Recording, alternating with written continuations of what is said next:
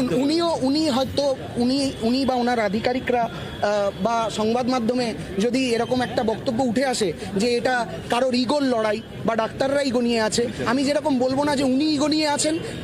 আমি জানি যে আমরা কেউ ইগো থেকে লড়াই করছি না, এগুলো বড় ছোট্ট কথা, এগুলো বিচারের লড়াই। এই পুরো জিনিসটা অভয়ার বিচারের লড়াই, এবং আমাদের যে 5টি পয়েন্ট, সেই 5টি পয়েন্ট এই বিচারের সাথে একদম সম্পৃক্তভাবে পুরো জিনিসটা জড়িত।